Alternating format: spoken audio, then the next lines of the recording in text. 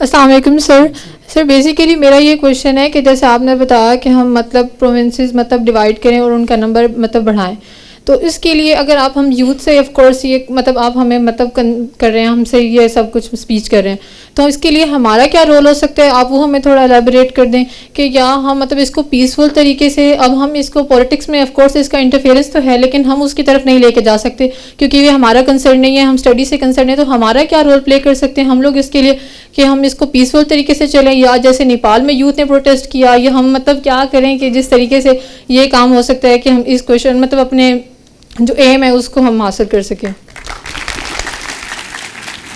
یہ اچھا سوال ہے نا، اس میں میں بھی سمجھے میں نے بھی تالی بجائی ہے، یہ جو سب نے بجائی.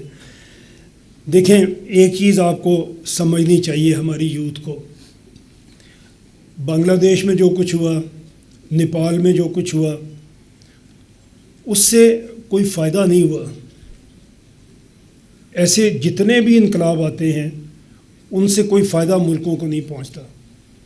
آپ ایک شکنجے سے نکلتے ہیں اور ایک اور شکنجے میں پھنس جاتے ہیں. جو کام آپ کو کرنا چاہیے اور جو انقلاب آپ کو لانا چاہیے، آپ کے پاس آج سوشل میڈیا بھی ہے.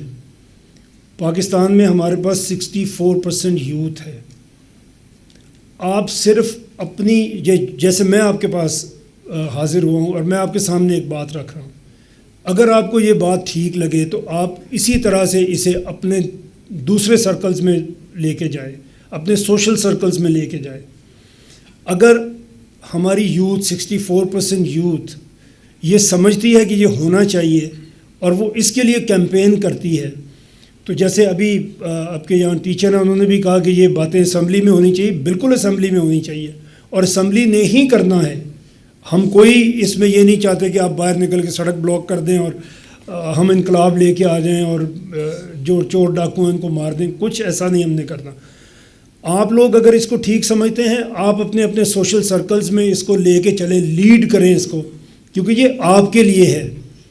اور آپ اس ڈیمانڈ کو عوام میں لے کے جائیں. اگر یہ ڈیمانڈ بن گئی، اگر آپ کے الیکٹ ہونے والے لوگ یہ سمجھیں گے کہ یہ ایک پاپولر ڈیمانڈ ہے اور اس کے بغیر ووٹ نہیں ملتا، تو وہ اس کو اپنے مینیفیسٹوز میں لے کے آئیں گے. لے کے آئے ہوئے ہیں آج تک. آپ مسلم لیگ نون کا مینیفیسٹو دیکھ لیں، وہ نئے صوبوں کی بات کرتا ہے. آپ پیپلز پارٹی کا 1988 کا جو بے نظیر نے مینیفیسٹو دیا تھا، وہ تو میں تو بات کر رہا ہوں ڈویژن کی، اس نے کہا ہم ڈسٹرکٹس گورنر لگائیں گے، ڈسٹرکٹس کو آزاد کریں گے اور ان کو انڈیپینڈنٹ کریں گے. یہ بے نظیر نے 1988 میں کہا، جو آج تک کچھ پھر ہوا نہیں.